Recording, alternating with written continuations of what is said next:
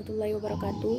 Puji syukur kita panjatkan atas kehadirat Allah Subhanahu wa taala, karena atas berkat dan rahmatnya lah sehingga kita dapat melakukan perkuliahan online seperti sekarang ini.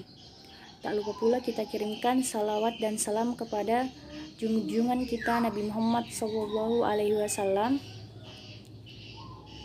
yang telah membawa kita dari alam yang gelap gulita menuju alam yang menderang seperti sekarang ini. Pada kesempatan kali ini, izinkanlah saya membawakan materi tentang pemanfaatan media ICT sebagai sumber belajar. Ya, langsung saja saya akan menjelaskan materi saya. Saya akan membahas bagian A, yaitu pengertian belajar. Belajar adalah suatu proses yang dilakukan individu untuk memperoleh suatu perubahan tingkah laku. Perubahan ini terjadi karena adanya interaksi antara seseorang dengan lingkungannya. Karena itulah, belajar dapat terjadi kapan saja dan di mana saja. Hal senada juga diungkapkan oleh Muhammad Yusuf Usman bahwa belajar dapat diartikan sebagai perubahan tingkah laku pada diri individu. Tingkah laku berkat adanya interaksi antara individu dengan individu dengan lingkungannya, sehingga lebih mampu berinteraksi dengan lingkungannya. Adapun mengajar pada hakikatnya adalah suatu proses mengorganisasi lingkungan yang ada di sekitar siswa, sehingga pada diri siswa terjadi proses belajar. Menurut Nana Sujana mengatakan bahwa mengajar adalah membimbing kegiatan siswa yang sedang belajar.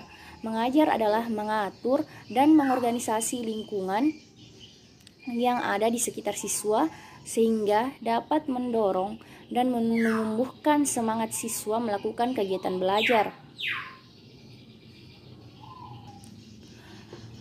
Kemudian S. Nasution mengemukakan bahwa mengajar adalah suatu proses mengorganisasi lingkungan sebaik-baiknya dan menghubungkan dengan anak, sehingga terjadilah proses belajar. Dari beberapa pendapat tersebut dapat ditarik kesimpulan bahwa mengajar adalah suatu proses kegiatan yang disengaja dan terencana untuk membimbing dan mengawasi siswa dalam aktivitas belajar untuk mencapai tujuan yang ditetapkan sebelumnya. Pada prinsipnya ada 3 pola dasar yang digunakan guru dalam pengelolaan pembelajaran, yaitu yang pertama, pola terpisah, yang kedua, pola berhubungan, dan yang ketiga adalah pola pembelajaran aktif. Ketiga pola pembelajaran tersebut akan saya bahas. Sistem pembelajaran di sekolah atau di madrasah, guru dan siswa merupakan komponen penting, sehingga tidak mungkin ada lembaga pendidikan tanpa adanya guru dan siswa. Pola pembelajaran yang dimaksud pada pembahasan ini adalah proses pembelajaran yang dilakukan guru dalam pengelolaan kelas yang menjadi tanggung jawabnya. Hal ini banyak dipengaruhi oleh motivasi dan pandangannya tentang konsep mengajar, sehingga menjadi gaya atau teknik guru dalam melakukan interaksi dalam pembelajaran.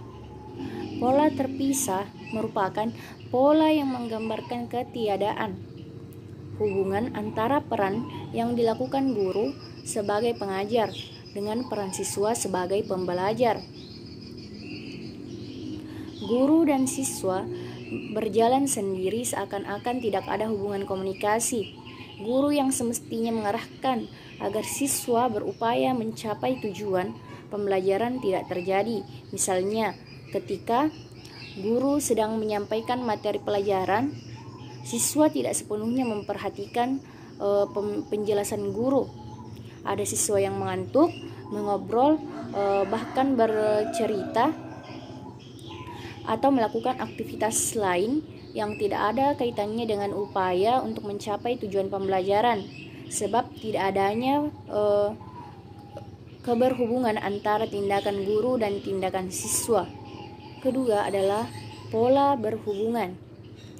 Pola berhubungan adalah pola mengajar guru yang berupaya agar siswa memahami materi pelajaran sesuai dengan yang disampaikannya.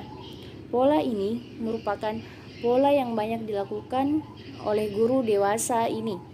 Pada pola ini, kerjasama antara guru dan siswa diarahkan pada penguasaan materi pelajaran yang disampaikan oleh guru untuk memahami pola pengajaran ini. Pada pola ini, guru berperan sebagai pengajar dan siswa sebagai pembelajar. Dikatakan pola berhubungan sebab terjadi proses komunikasi antara guru dan siswa. Apa yang dilakukan guru direspons oleh siswa. Ketika guru menjelaskan materi pembelajaran, maka siswa menyimak penjelasan dari guru tersebut sampai mereka benar-benar paham tentang apa yang diinformasikan guru. Komunikasi antara guru dan siswa dalam peristiwa semacam ini yang dinamakan proses mengajar dan belajar. Kriteria keberhasilan mengajar bagi guru adalah sejauh mana siswa dapat menguasai materi pembelajaran.